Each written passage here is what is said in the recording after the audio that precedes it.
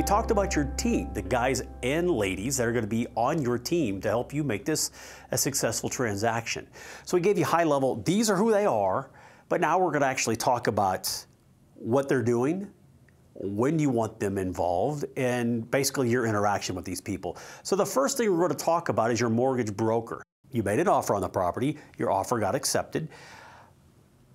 When you're working through that process, right, trying to make sure you do want to submit the LOI and you are going to start working on the PSA, the purchase sale agreement, you're going to be talking to your mortgage broker the whole time, right? Because you got to figure out what that mortgage broker thinks that they can get for you in the way of a loan. All your numbers might look great. Going back to the previous chapter, it may have passed the 1% rule. The neighborhood looks good. The property looks good. Your underwriting looks good. Okay, that's all well and good. But if the loan that you can get on this is such a crappy loan that the whole deal dies, well, then you're not going to make the LOI. You're not going to make an offer on the property. So your mortgage broker is actually involved when you're trying to assess the deal, make sure you want to make an offer on this property. You're going to stay in constant contact with your mortgage broker from the day you go under contract to the day it closes, which can take 60 to 70 days. A little sooner sometimes, a little longer others, but average 60 to 70 days.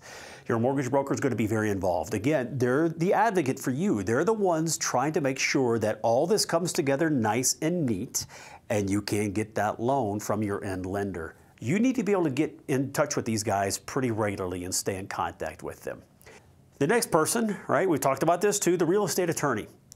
Remember we talked about you have your accepted LOI, and now you're actually negotiating the fine terms of that contract or the PSA. They're going to set most of the terms. You have to make sure that you're okay with those terms. But more than that, you have to make sure with your real estate attorney, you understand what the hell those terms are. Right? So you need them reading through this whole thing. They'll explain to you what all these different clauses are, and you have to decide, is that a make or break thing for me? Is that a non-starter? Is that something we can reword maybe? All these things are working simultaneously behind the scenes. Again, that's why you need to do this, at least, if not full-time, you got to be flexible with your schedule. You have to be available for these people because there's a lot of stuff going on. And if you don't stay on top of this, you're going to get screwed up on the back end. And if you're screwed up on the back end, you have to extend your close. You didn't get it closed in the projected 60 to 65 or 70 days. Very often you can do an extension on the close date, but that's going to cost you $10,000, $20,000, $50,000 to extend. So you got to stay on top of this stuff. Your syndication attorney, for the most part, they're going to be involved only at the beginning. You may have a few questions along the way if investors ask you questions with regard to the structure of the syndication. But for the most part, you're going to be sitting with this person right as you get your LOI accepted, and you're working through the finalized contract. You're going to employ your syndication attorney at that point. Your syndication attorney, once they figure out what you want to see in this deal, how you expect to be compensated, when the investors have the right to vote, how you go about a cash call, how you project to manage this deal, your background, your backstory, your bio, all the risks. All that stuff is being put together by your syndication attorney, and they're going to start with a phone call usually at the beginning. Once you get all those details lined out, it's going to take them 2 to 3 weeks usually to pull all this stuff together and have it in a finalized format that you can now take to your investors. If you do not start them at the LOI process, you're going to be pinched for time. When you go under contract, the first part of this contract, this close process, is called your due diligence period or your inspection period. Just like buying a single family house. You will have anywhere from 21 to 30 days, which is most typical, to inspect this deal. Make sure this deal looks good and works for you.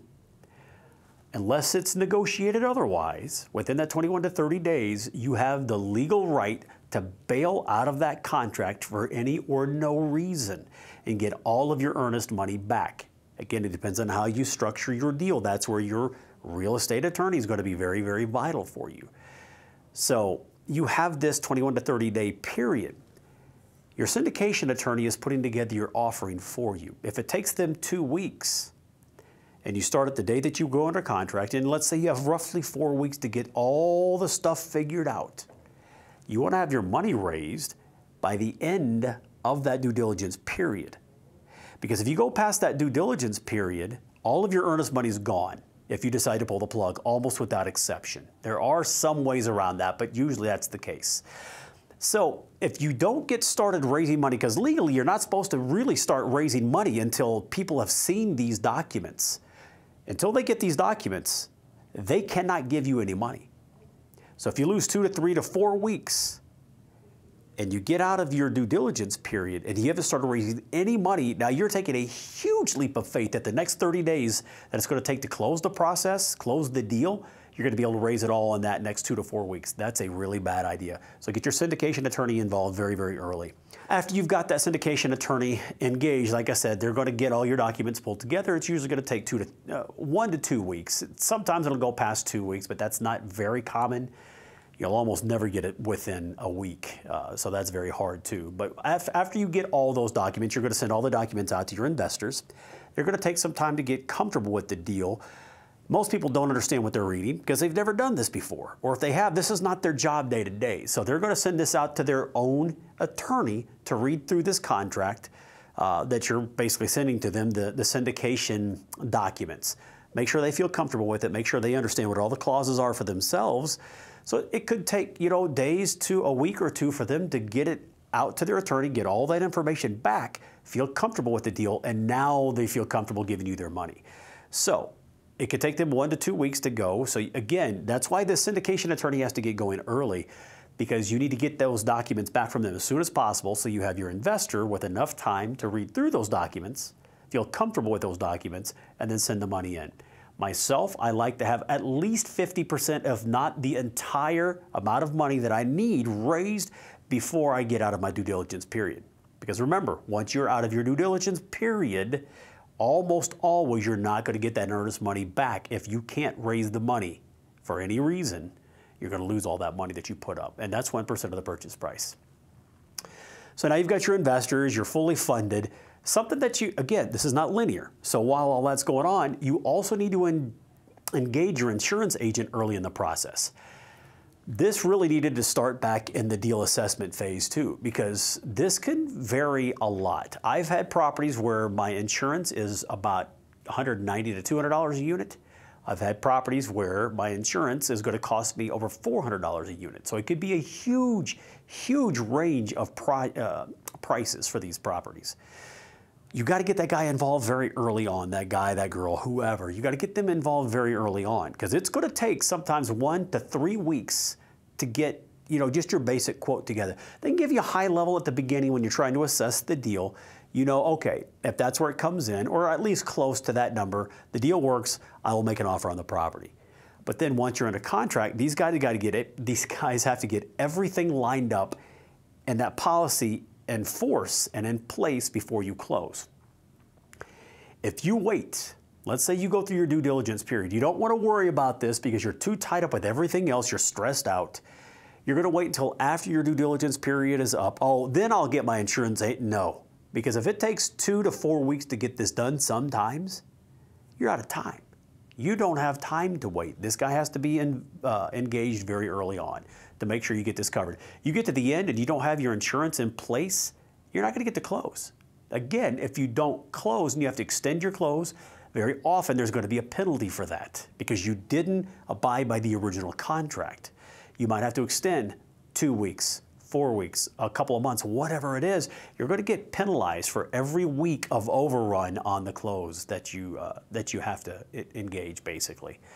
So after your insurance, stay on top of them. Make sure they're doing what they need to do for you.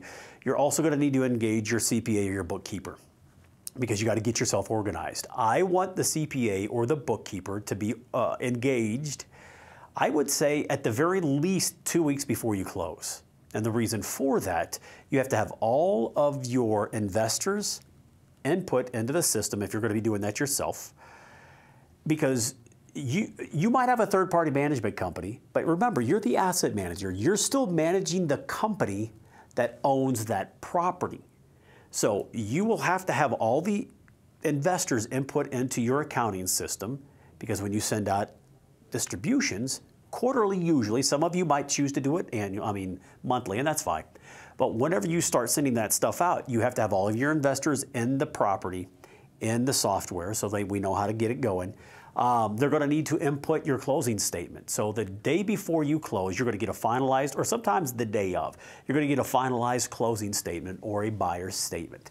Your bookkeeper or your CPA is going to take that information, going to load that into your software also to make sure you get off on the right foot and everything's going well. Get those people involved, like I said, 2 weeks before you close to make sure you're not stressed at the last minute. Then, almost the last piece of it is the property management company. Some people will wait until the very end to get these people involved. Well, I don't have anything for them to manage until we close. Yeah, but you're not thinking about it clearly. If you're going to hire a third-party management company, they can help you build out your budget or your assessing of the deal, building out your pro forma, your projections, your budgets. This is how much we think it's going to cost to run this property. This is how much rent we think we can collect from this property. You're going to be building your own projections, but get your property management company involved early on so you can compare numbers. If you create a budget and they go, I can't hit those numbers, those are insane. I can't get anywhere near the rent you're projecting. Well, you need to know that now. You needed to know that before you actually made the LOI, before you actually made an offer on the property. So if you know you're going to third-party manage this property, you're not going to do it yourself, I really, really think you need to have these people involved very early on. Because again, they're your sounding board. Sometimes they will actually do the budget for you, all the underwriting for you. You just have to make sure you agree with what their numbers are in that situation. But also, a lot of times they can help you with the actual on-site inspections that you're going to have to do when you get under contract. You're going to descend upon the property, inspect all the systems, look at all the lease files, make sure everything looks good. They can help you with that too. So get them involved very early on.